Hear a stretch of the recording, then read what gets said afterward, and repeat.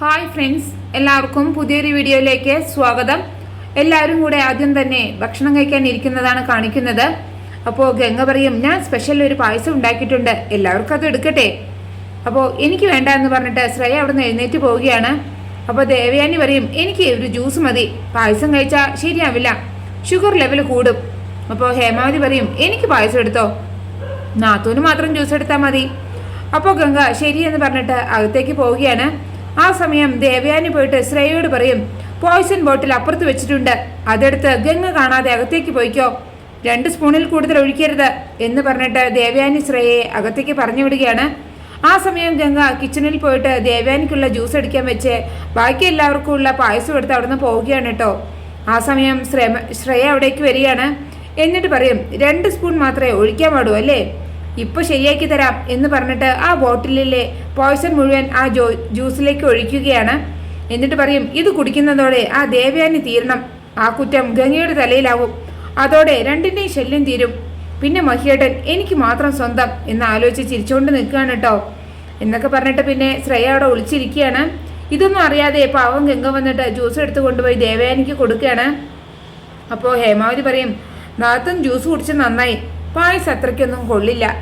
അപ്പോൾ മഹി പറയും, നല്ല പായസമാണല്ലോ, എന്താ ഇതിന് കുഴപ്പം, അതിൻ്റെ പാകം അത്ര ശരിയല്ല, അത്ര തന്നെ.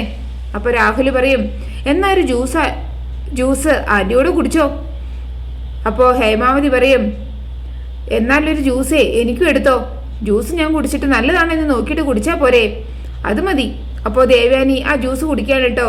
ജ്യൂസ് കുടിച്ചു കഴിഞ്ഞതും ദേവയാനി വൊമിറ്റ് ചെയ്യാണ്. അത് കാണുമ്പോൾ ശ്രേയ ചോദിക്കും, ആൻറ്റിക്ക് ഇത് എന്ത് പറ്റി. അപ്പോൾ ഹേമാവതി പറയും, നാത്തും ജ്യൂസ് കുടിച്ചതും വൊമിറ്റ് ചെയ്തു. ഇത് കേൾക്കുമ്പോൾ ശ്രേയ ചോദിക്കും, ഇനിയിപ്പോൾ ആ ജ്യൂസിൽ എന്തെങ്കിലും കുഴപ്പമുണ്ടാകുമോ.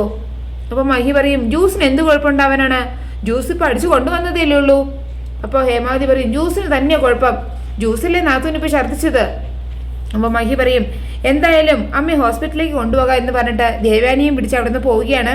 അപ്പോൾ ഹേമാവതി ശ്രേയോട് പറയും, ഞാനും ആ ജ്യൂസ് കുടിക്കാൻ തുടങ്ങിയതാ മോളെ. അപ്പോൾ ശ്രേയ പറയും, കുടിക്കാതിരുന്നത് നന്നായി, ഞാനതിൽ വിഷം ചേർത്തിരുന്നു. അപ്പോൾ ഹേമാവതി ചോദിക്കും, നീ എന്താ അത് പറയാതിരുന്നത്, അതിനിപ്പോൾ ജ്യൂസ് വേണമെന്ന് ആൻറ്റി പറയുന്നത് ഞാൻ എങ്ങനെ അറിയാനാണ്. അപ്പോൾ ഹേമാവതി പറയും, ഭാഗ്യം, ഞാൻ തലനാരഴിക്കാൻ രക്ഷപ്പെട്ടത്. അപ്പോൾ ശ്രേയ പറയും, അതെ, ഞാൻ ആ ജ്യൂസിലെ കുപ്പിയിലെ മുഴുവൻ വിഷവും ചേർത്തു, ആൻറ്റി ഇനി രക്ഷപ്പെടാൻ ഒരു സാധ്യതയില്ല.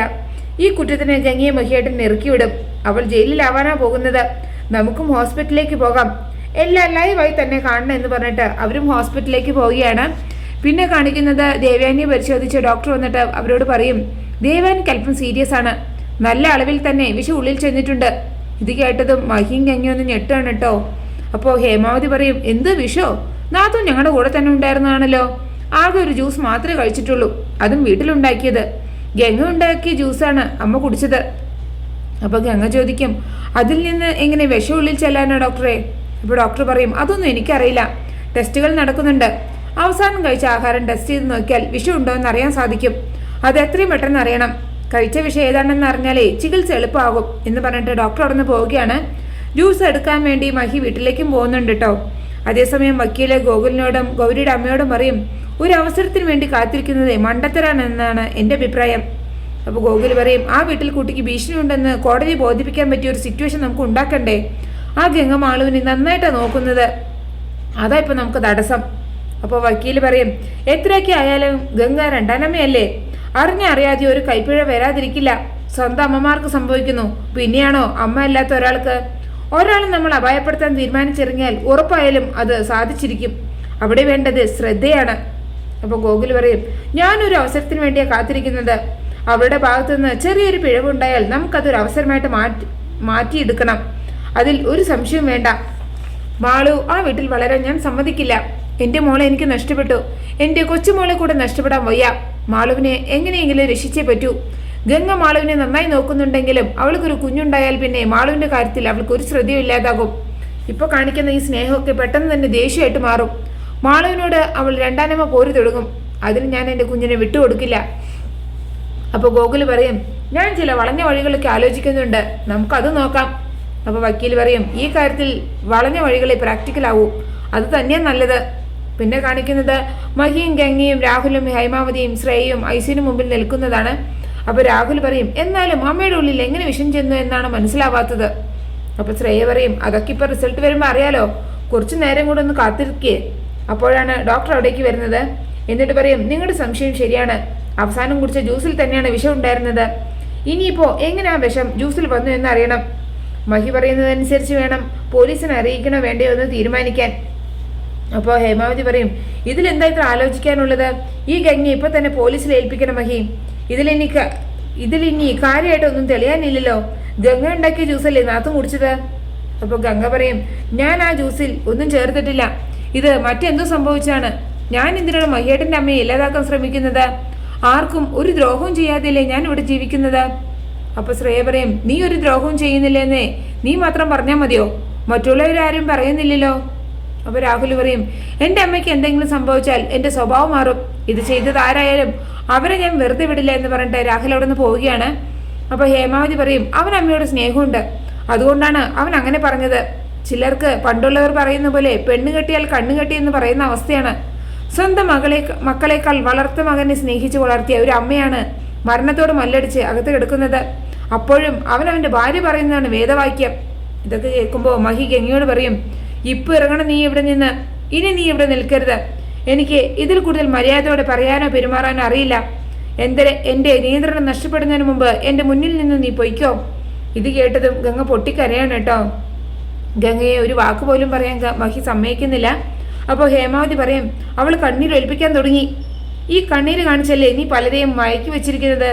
മഹിയേട്ടനെ എല്ലാ സത്യം മനസ്സിലായി, ഇനി നിന്റെ കണ്ണീരും അഭിനയം ഒന്നും നടക്കില്ല. മഹിയേട്ടൻ പറഞ്ഞത് കേട്ടില്ലേ, ഇറങ്ങിപ്പോടി. അപ്പോൾ ഗംഗ പറയും ഞാൻ പോയിക്കോളാം എന്ന് പറഞ്ഞ് കരഞ്ഞുകൊണ്ട് ഗംഗ അവിടെ നിന്ന് പോവുകയാണ്. അതേസമയം ശ്രേയ നകുലിനെ പോയി ഫോൺ വിളിച്ചിട്ട് പറയും കാര്യങ്ങളെല്ലാം പ്ലാൻ ചെയ്തതുപോലെ തന്നെ മുന്നോട്ട് പോകുന്നുണ്ട്. മഹിയേട്ടന് ഗംഗയോട് നല്ല ദേഷ്യമായിട്ടുണ്ട്. അവൾ പറഞ്ഞതൊന്നും മഹിയേട്ടൻ വിശ്വസിച്ചിട്ടില്ല, കൂടാതെ അവൾ ഇവിടെ നിന്ന് ഇറക്കി വിടുകയും ചെയ്തു. അപ്പോൾ നകുല് പറയും അത് കൊള്ളാം, ഇതാണ് നമുക്ക് വേണ്ടത്. അപ്പോൾ ശ്രേയ പറയും ഇനി ആൻറ്റി തട്ടിപ്പോയാലേ മഹിയേട്ടൻ ആൾ പോലീസിൽ ഏൽപ്പിക്കും, ഒപ്പം ഒരു ഡിവോഴ്സും നടക്കും. ഇത് കേൾക്കുമ്പോൾ നകുല് പറയും അത്രയും കേട്ടാൽ മതി, ആ ഡിവോഴ്സ് ഒന്ന് കഴിഞ്ഞാൽ പിന്നെ എനിക്ക് സമാധാനമായി. അപ്പോൾ ശ്രേയ പറയും അതിന് നകുലിനെ അവനെ കല്യാണം കഴിച്ച് കൂടെ താമസിപ്പിക്കാനൊന്നും അല്ലല്ലോ, പിന്നെ എന്തിനാ ഡിവോഴ്സിന് വേണ്ടി കാത്തിരിക്കുന്നത്.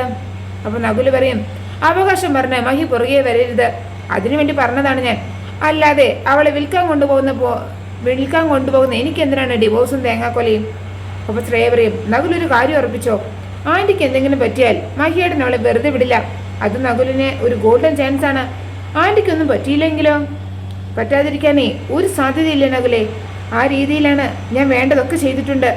Thank you Shreya. അപ്പോൾ ശ്രേയ പറയും എനിക്കൊരു നന്ദിയും വേണ്ട, എത്രയും പെട്ടെന്ന് ആ നാശത്തിനെ ഒന്ന് ഒഴിവാക്കി തന്നാൽ മതി എന്ന് പറഞ്ഞിട്ട് ശ്രേയ ഫോൺ കട്ട് ചെയ്യാണ്. അപ്പോൾ നകുല് വിചാരിക്കും ദേവയാനി മരിച്ചാൽ മഹി ഗംഗയെ ഉപേക്ഷിക്കും, ആ മരണം ഉറപ്പാക്കിയേ പറ്റൂ. പിന്നെ കാണിക്കുന്നത് വീട്ടിലെത്തിയ ഗംഗ മഹി പറഞ്ഞ വാക്കുകളോർത്ത് കരഞ്ഞിരിക്കുന്നതാണ് കേട്ടോ. അപ്പോഴാണ് മാളു അവിടേക്ക് വരുന്നത്. കരഞ്ഞുകൊണ്ടിരിക്കുന്ന ഗംഗയെ കാണുമ്പോൾ മാളു ഗംഗയോട് ചോദിക്കും ഗംഗ എന്താ വിഷമിച്ചിരിക്കുന്നത്.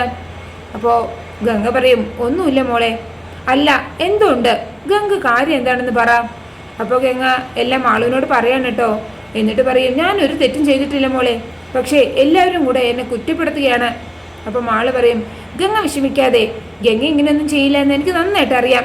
മാള് പറയുന്നത് കേട്ട് ചിരിച്ചുകൊണ്ട് നിൽക്കുന്ന ഗൗരിയെ കാണിച്ചുകൊണ്ടാണ് ഈ എപ്പിസോഡ് അവസാനിക്കുന്നത്. ഗംഗയുടെ ശരീരത്തിൽ ഗൗരി കയറിയിട്ട് സത്യങ്ങളെല്ലാം പറയിപ്പിക്കുന്നുണ്ട് കേട്ടോ. അത് നാളത്തെ എപ്പിസോഡിൽ നടക്കാനാണ് സാധ്യത. നിങ്ങൾക്ക് എൻ്റെ റിവ്യൂ ഇഷ്ടമായാൽ മറക്കാതെ എല്ലാവരും ലൈക്കും സബ്സ്ക്രൈബും തന്ന് എന്നെ ഒന്ന് സപ്പോർട്ട് ചെയ്യണേ പ്ലീസ്.